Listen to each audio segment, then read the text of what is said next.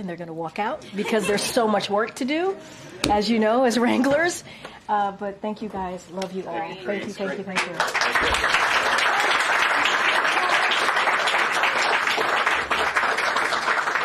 All right.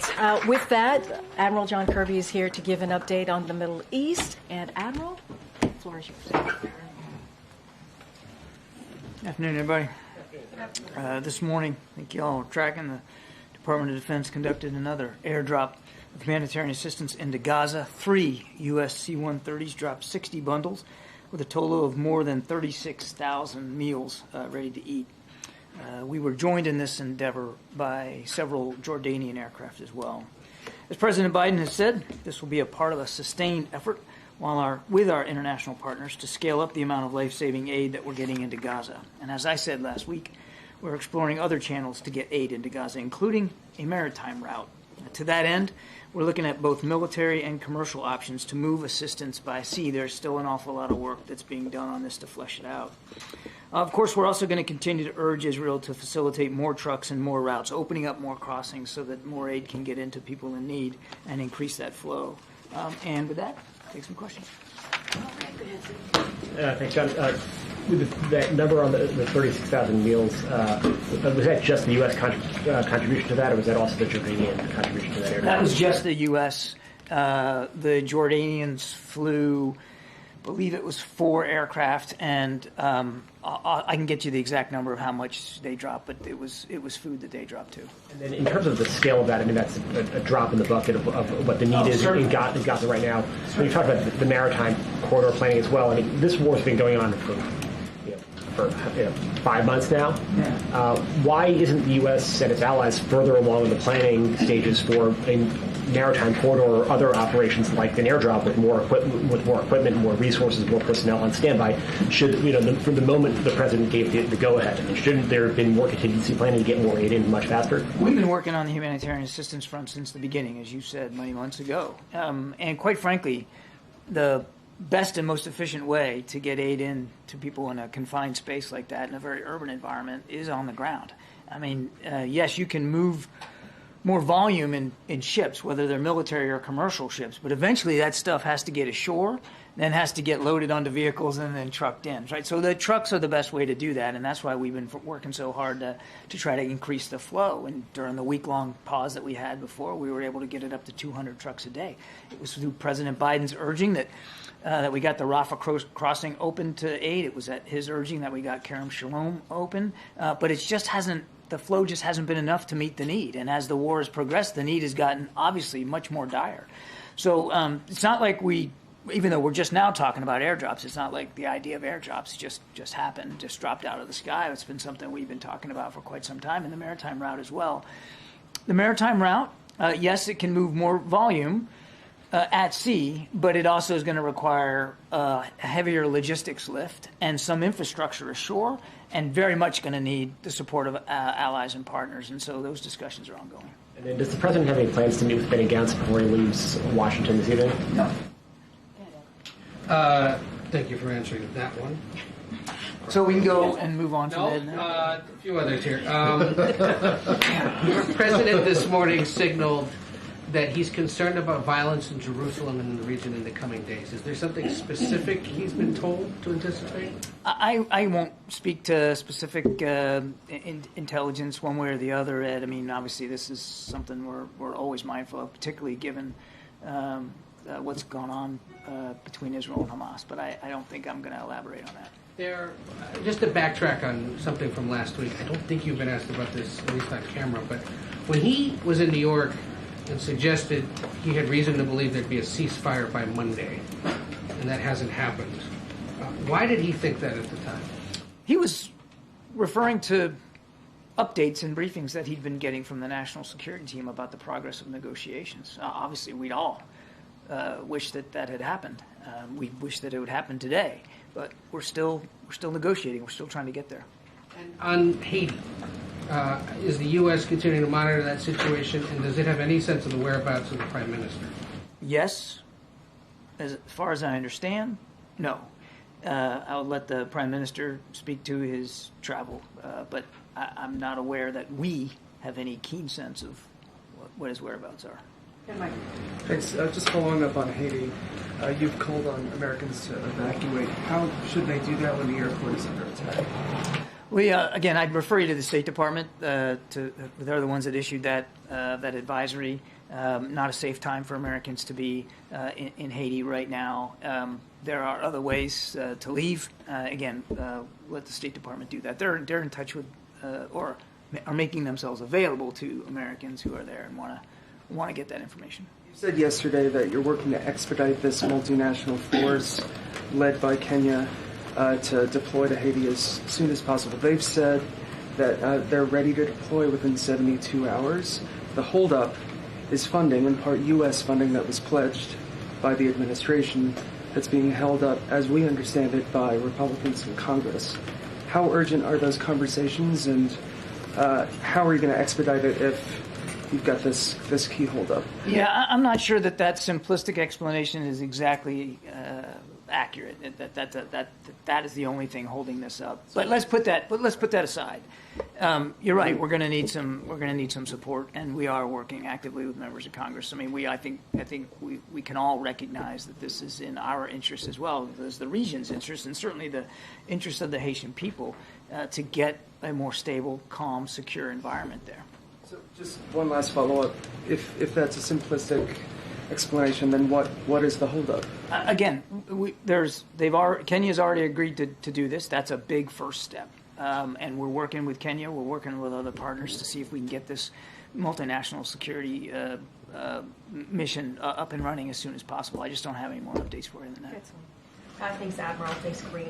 You had said yesterday that part of the reason why it's so hard to get aid into Gaza is, in some cases, because of the Israeli war cabinet. Is that acceptable?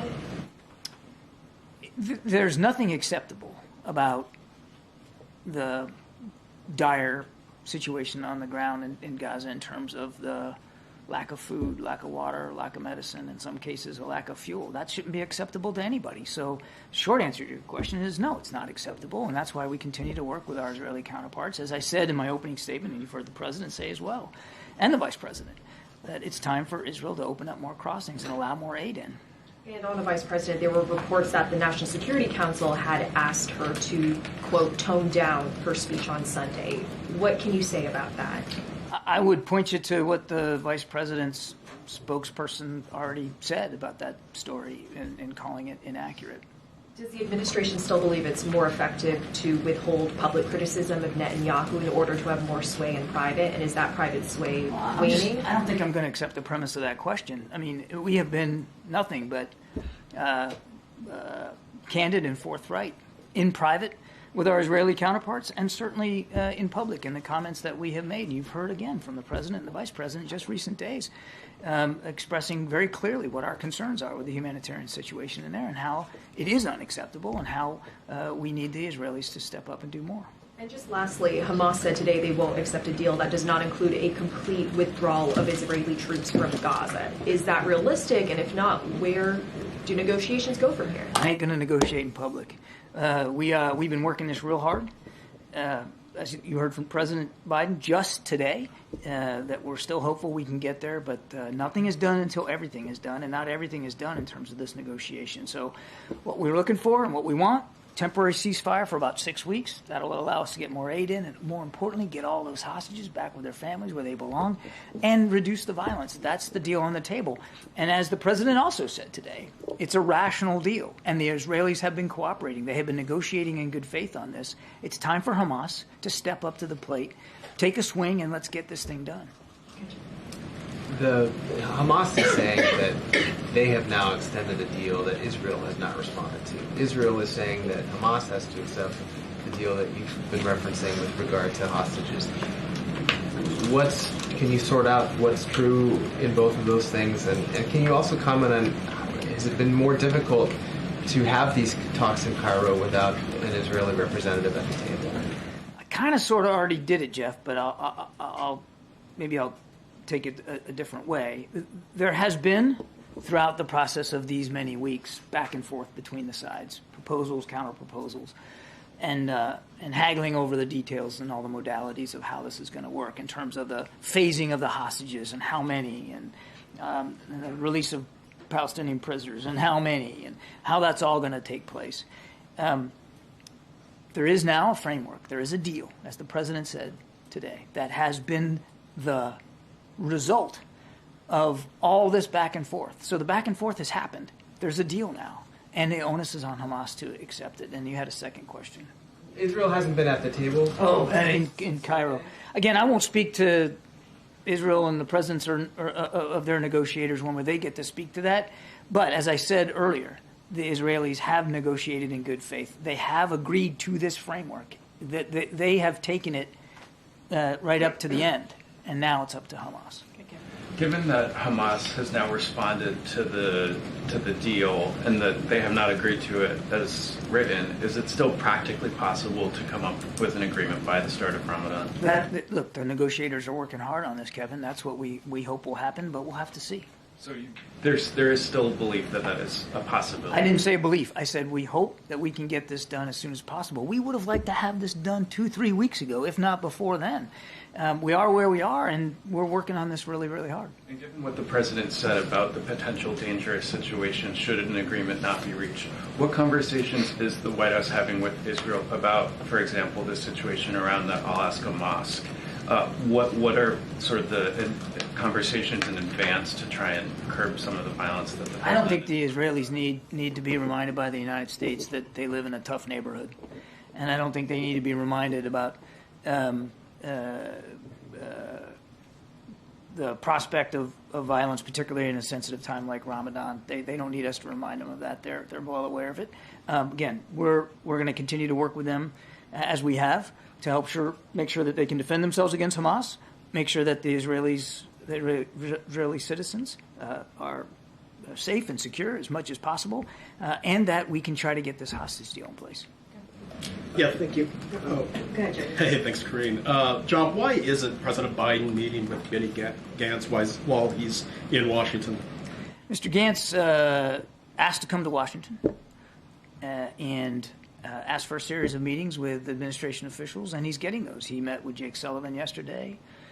He met with the Vice President yesterday. Today, he's met with the Secretary of Defense and the Secretary of State. All of these conversations have been constructive and productive, and we hope that Mr. Gance goes home informed by the conversations that we had and the concerns that we expressed. I mean, was it a scheduling issue with the president being in Camp David, or was it?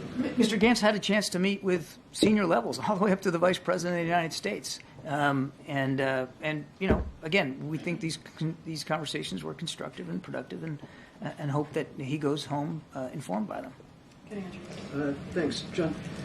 The president and the vice president, and you, for that matter, have both said that the situation with getting aid into Gaza is too difficult. The vice president said that Israel needs to allow more aid in. No excuses. What is preventing the president from communicating to the Israeli government that if they don't allow aid, we will not continue supplying weapons? Why is that not a fair trade?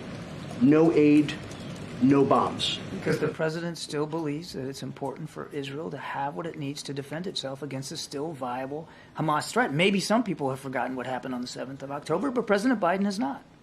How does keeping aid out of Gaza contribute to Israel's right to defend itself? Keeping aid out of Gaza is not the right thing for any purpose. It's not about...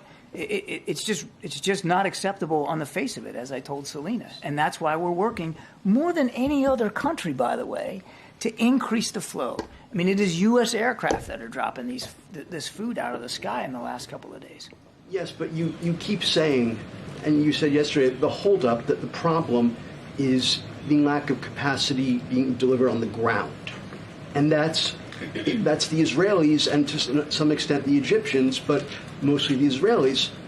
How is that? And you said it's not acceptable earlier. You're looking at this as a zero-sum game. Like, yes, you are, sir. It's, well, if they're not doing what you want, then cut off the aid so they can't defend themselves. That's not the way we're going to do this. It's not the way we have done this. They have a right to defend themselves. They need the capabilities. Let me finish. They need the capabilities to do that. There's aid that's desperately in need. And you know what? We can do that too. We can do both. Both are important, and both are going to be pursued by this administration. I know you don't approve of necessarily the policy choices that we've made, but I have no opinion on the but- policies. I'm just asking questions. but and I'm answering them. We can do both. We can influence our Israeli counterparts to do more, to be more careful, to let more aid in, and we can continue to work to get that aid in ourselves. One more follow-up then.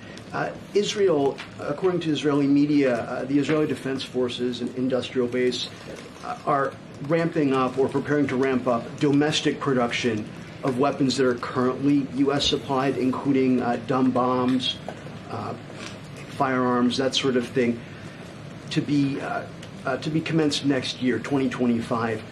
Is the president concerned that this would lower U.S. leverage? And is there a window that's closing during which the U.S. has the leverage and influence to get the Israeli government to do certain things with respect to human rights, for instance, allowing more aid into Gaza? The president's concerned, as I said, about Israel being able to defend itself against a still viable threat. We'll let the Israelis speak to their defense industrial base plans and intentions.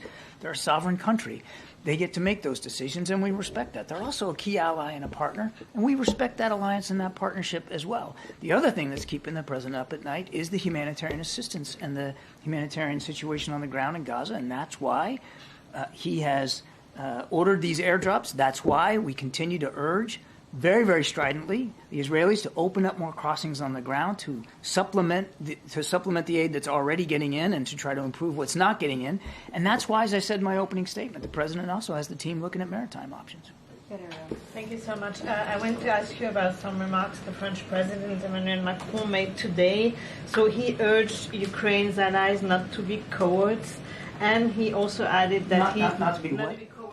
Cowards. Sorry, my accent. And he added that he fully stood behind those controversial remarks he made last week about sending troops to Ukraine. So what do you make of this rhetoric? Do you think the time has come for stronger language on Ukraine, or is this not helpful? I'm not going to parse President Macron's words. I mean, he certainly has every right and ability to speak for himself and his views. All I can do is speak for President Biden, Commander-in-Chief, and the President has been clear. We have been extraordinarily strong in leading international efforts to support Ukraine for the last 2 years. We need Congress to help right now pass that supplemental so we can continue that strong leadership and support a coalition of more than 50 nations that the United States put together to support Ukraine. He's also been very clear since the very beginning of this war. There's not going to be U.S. troops on the ground fighting inside Ukraine. And you know what? President Zelensky isn't asking for that. He's just asking for the tools and capabilities. He's never asked for foreign troops to fight for his country. He and his troops want to do that, but they need the tools, and that's what we need to help with. We're bumping up against the president's. Sorry. Thank you, Karine. I have questions on the Indonesian election, but just to finish up on Gaza, is the Gance meeting with the VP and also with Jake a signal that the administration is looking forward to a future Israeli government without Netanyahu? No.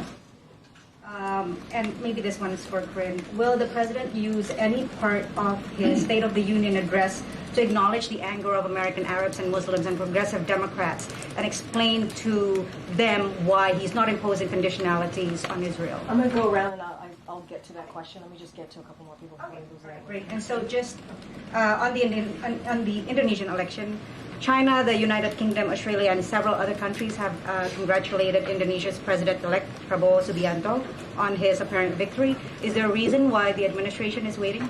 We congratulate the Indonesian people on a successful election. The President looks forward to early engagement with the new administration and to strengthening our cooperation under what is already a strategic partnership. We're obviously closely following the ongoing vote count, and we understand that Minister Subianto has a significant lead. We've had excellent cooperation with him since the time he was defense minister, and if he is in fact finally elected, then we look forward to continuing that relationship. Just to clarify, the president-elect does have a long track record of allegations of human rights violations. He was at one point the son-in-law of former President Suharto, who ruled Indonesia for 32 years, and his vice president-elect is the son of the outgoing President Joko Widodo. Is the administration concerned at all about democratic backsliding in Indonesia?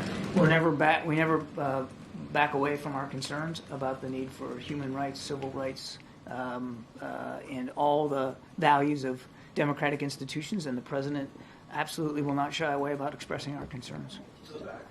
Admiral, to ask that question more directly, or one of the other questions that was just asked, in Israel, the vice president's meeting with Gantz was seen as a snub for the Netanyahu government, was it? The meeting with Minister Gantz, again, was at his request. He is a member of the War Cabinet. There is a war going on, and we believed it was a good opportunity to have a discussion with the War Cabinet about the way in which we're supporting Israel and the things that we want to see Israel do.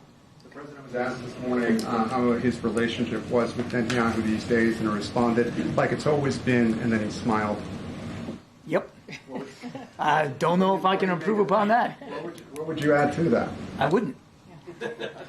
One question I still like my job.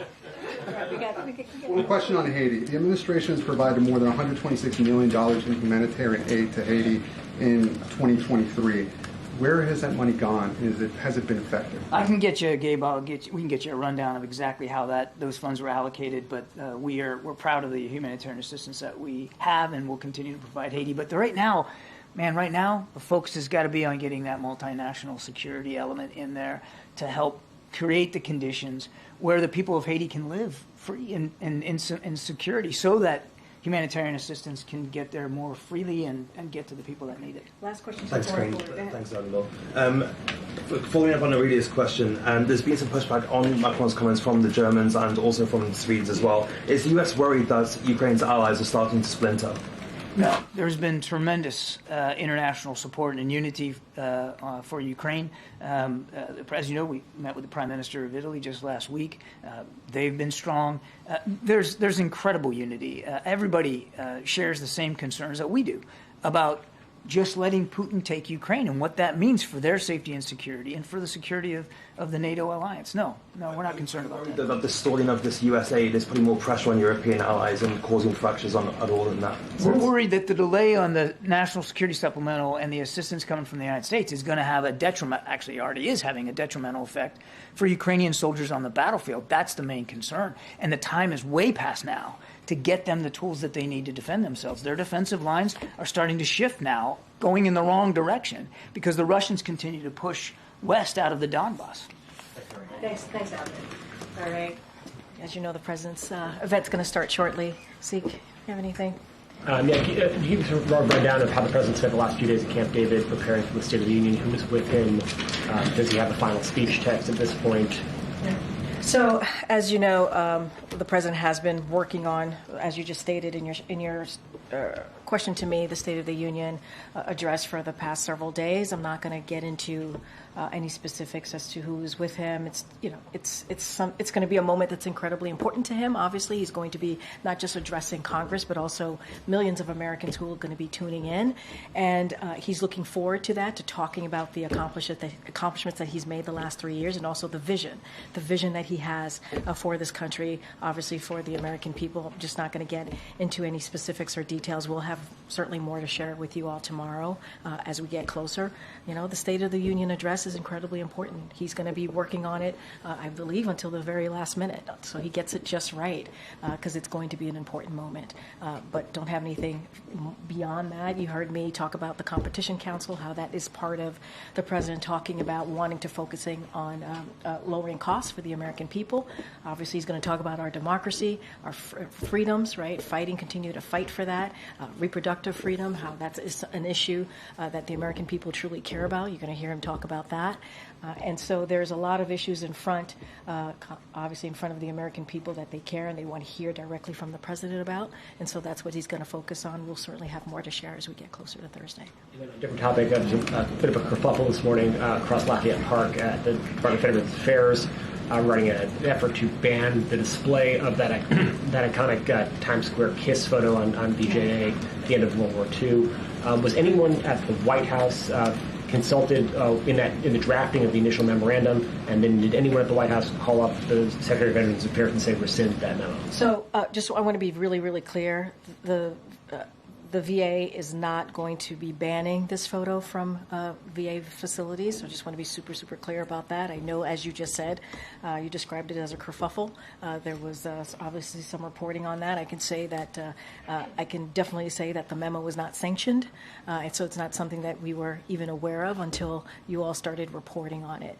But we are not banning that photo, and I'm just going to be super clear about that. Any specifics about the memo and the process over there, certainly I would refer you to the VA. Well, once you were made aware of it, and after the memo sort of spread on social media, did the White House direct the Veterans Affairs Secretary to rescind it? I believe the VA Secretary made a statement on this, so I refer you to the statement. Of his own volition? Yes, he did that on his own volition, but I would refer you to his statement, and I'm really reiterating what the VA said. The VA Secretary said that it will not be, that particular photo will not be banned from any facility, VA facility. So I want to be very, very clear about that. Okay, good. Thank you, Karine. President Biden has said a possible endorsement by Taylor Swift is classified. How disappointed is he that she is telling people to vote, but not for him? Going to be very careful. We're talking about 2024. So I can't comment on what Taylor Swift is saying or not saying. I have no idea. I've not seen those statements. And I'll just leave it there. Okay. Be mindful. Different topic. How's President Biden going to fix the border if he can go years without talking to the head of Border Patrol? He was literally just with the chief of the Border Patrol, just this past Thursday in Brownsville, Texas. You all reported it. You all saw it. He was with the chief, Chief Owens, I believe. The chief, who was in charge for 2 years before that, said, "I've never had one conversation with the president or the vice president." How is that possible? So one thing I will say about Chief, you're talking about Chief Ortiz. This is Chief Ortiz. Yeah. So he was invited, I believe, to participate in the president's first trip visit to El Paso, which was back in January of 2023, and he did not attend. He was invited, but he was invited. He did not attend. What I can say is that you saw the president with the present chief, which I think is important because we are dealing with challenges at the border, because the president has make that a priority, worked with the Senate in a bipartisan way to come up with a way to move forward on the border on immigration. Republicans rejected it because of what the former president, Donald Trump, told them to do. He told them to reject that proposal. So the president is going to continue to be steadfast, focus on an issue that majority of the American people care about, which is the border. Let's not forget, if that policy had went into law, it would have been the toughest and the fairest bipartisan border security agreement in decades. And last one, yeah. Will President Biden publicly address Laken Riley's murder, allegedly at the hands of an illegal immigrant who was released by law enforcement multiple times on Thursday night? I know he's got a statement, but what about at the State of the Union? Look, I do want, this is such a tragic story and obviously situation. This is someone's life that was lost, so I do want to always acknowledge and extend our deepest condolences to her family and to her friends and the people who loved her. And so want to always be sure to say that, and because it's so tragic. Look, I don't have anything to share about the president's speech as it relates to that particular question that you have. But we want to always be sure that we lift up the families who have lost their loved ones in that way.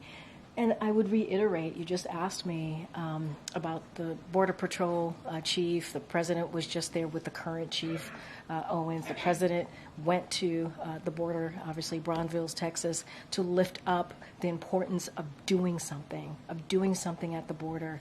And I would be remiss if I did not continue to say that Republicans rejected a bipartisan proposal that came out of the Senate. And so if they truly, truly cared about what was going on at the border, if they truly cared about this immigration policies and trying to fix that, trying to move forward in a way where we have a tough and fair law, they would work with us on it. They wouldn't listen to the former president, who is clearly telling Republicans to reject it for his own political gain. And that's shameful. That's truly shameful. Get Selena. Will the president be watching the election results come in tonight? So, as you know, the president's going to be talking about the Competition Council today. He is continuing to work, obviously, on his State of the Union address because it's important to him. He knows how important it is for the American people to hear directly from him.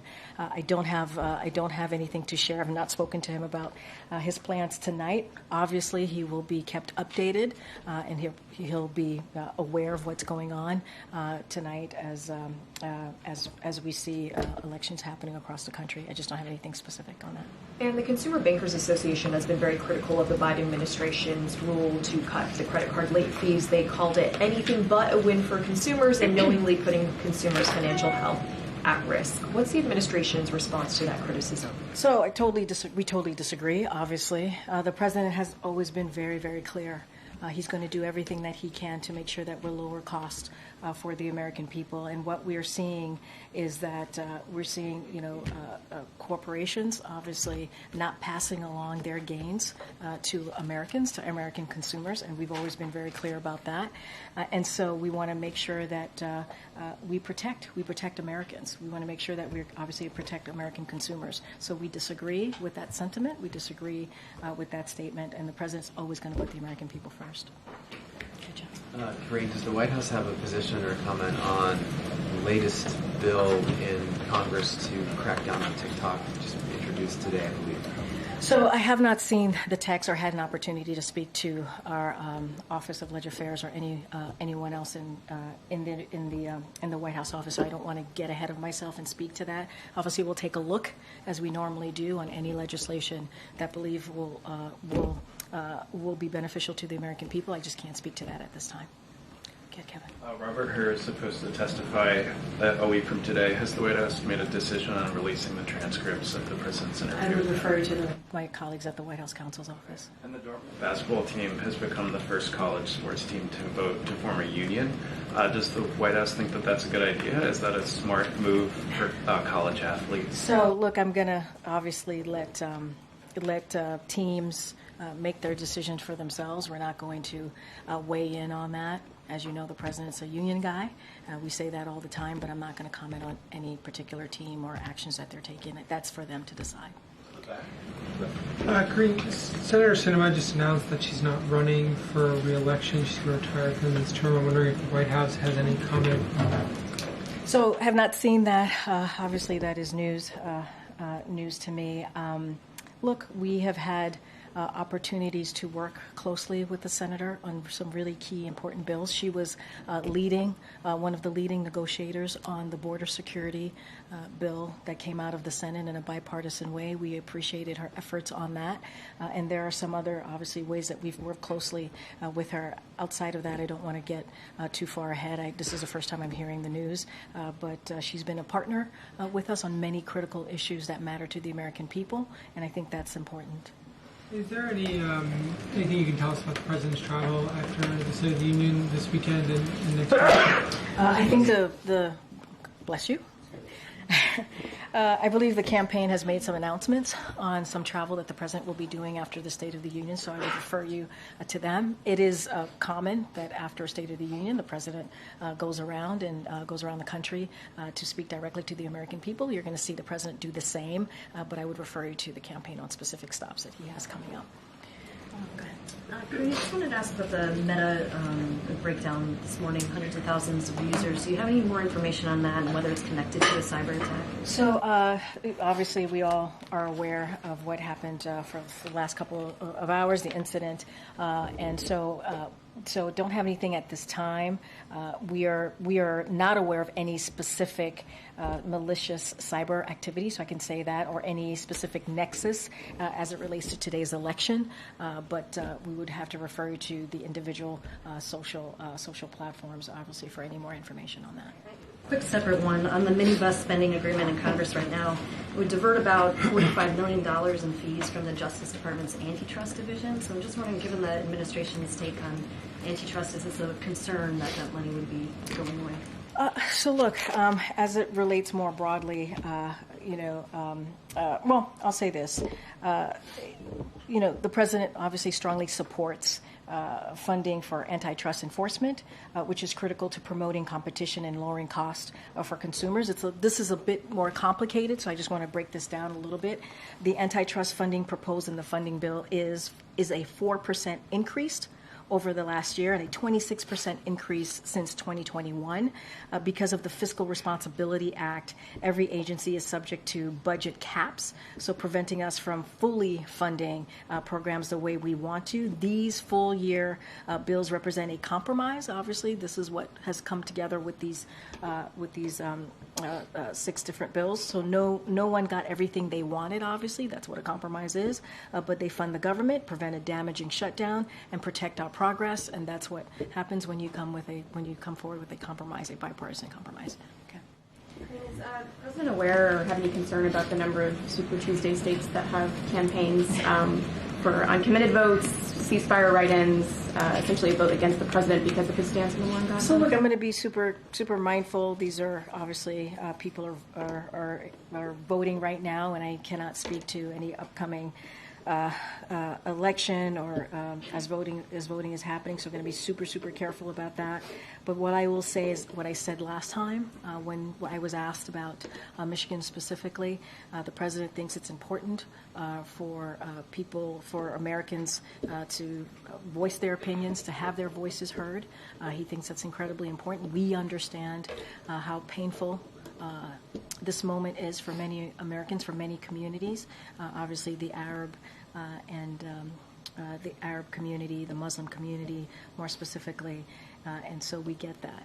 But I just want to be super careful and not speak to upcoming election, upcoming voting that's happening right now. To be more specific, I know you had a similar question. Also, the message that the president will be saying during the State of the Union, and then I think you mentioned to my colleague that he will be taking this message around the country after the address. Is Michigan one of those destinations? So, not going to get into the states. I know that the campaign announced a couple of states already that he's going to be going to right after Thursday. So you could expect the president to be visiting multiple states across the country the next, obviously, couple of months. I'm not going to get into that. I would refer you to the campaign specifically on the most upcoming states, the announcements that they've made. And I just kind of laid out, what the president has been very clear about, the understanding of how people should have the right to voice their opinion, to voice their concern, to voice their pain. And that's what the president is going to consistently do. He's a president for all Americans, obviously. As it relates to the State of the Union, I'm just not going to get ahead of any specifics on what he's going to say as it relates to that question. Okay. Thanks, Karine. So Cookie Monster posted on X that shrinkflation is making his cookies smaller. The White House official Twitter or X responded that blaming shrinkflation basically on companies. So does the president again believe that shrinkflation and inflation are solely a company problem, or do his policies play any role in that? So also for my tweet, I believe we said C is for consumers getting ripped off, right? And the president has called on companies to stop taking advantage of Americans. He's been very clear about that. He's repeatedly called on large corporations, more specifically, to pass along their savings onto their customers. We've said that. We've been very consistent about that. And that includes ripoffs, such as shrinkflation. We see that. And where the size of a product, for those who don't know, gets smaller even as the price stays the same or increases. That's what we've been seeing. And so it's giving families less bang for their buck. And the president has said, and I'll quote him, the president said, Americans are tired of being played for suckers. And so the president's going to have the American people's back. That's what he's going to continue to do. He's going to talk about this, not just shrinkflation, but other ways that he sees corporations are ripping off Americans. You're going to hear from him shortly about what he's doing next to deal with junk fees. And I think that's really important. That's what Americans want to see. They want to see their president fighting on their behalf. And out of that Competition Council, the president is announcing that strike force.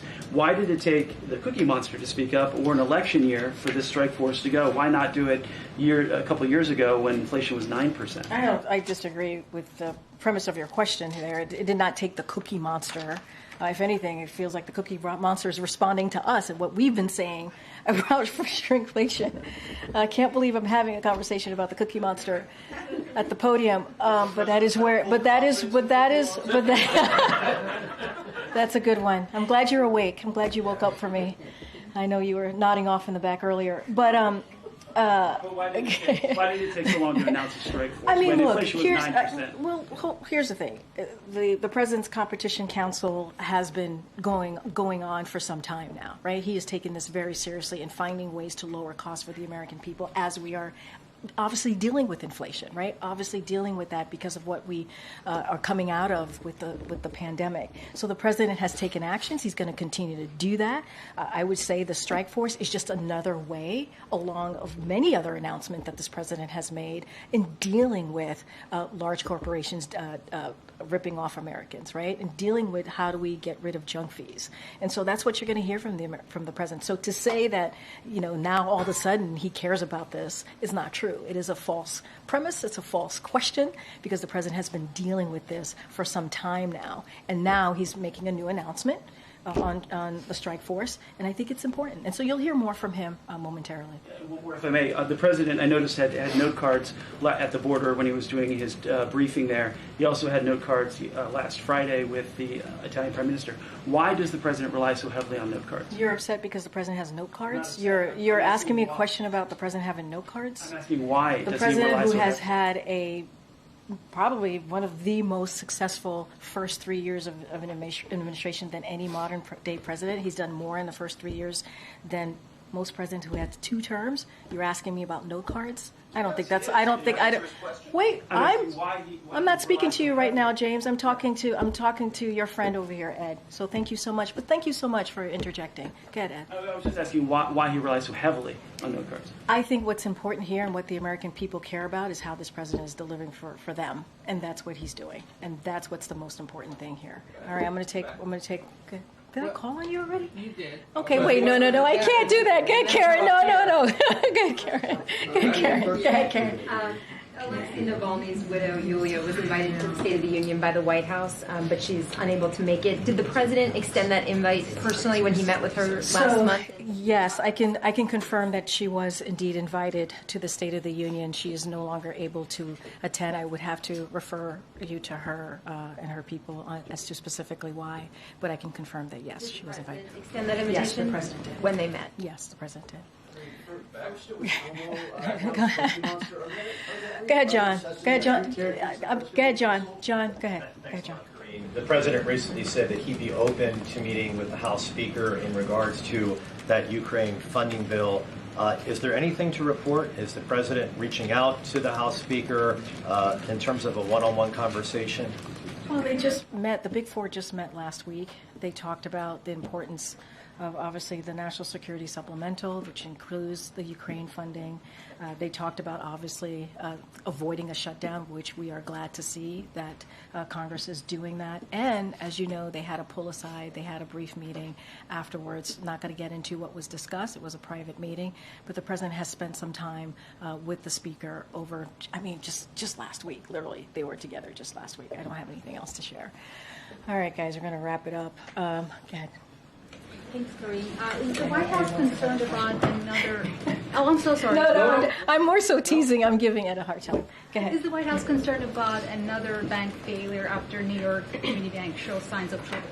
So, look, obviously I want to be super careful, right? This is something that is monitored by regulators, and this is something that they take very seriously and are always monitoring. I don't want to get ahead of that, and we're always going to keep an eye on that, or they will, more specifically regulators. I just don't have anything else to share beyond that.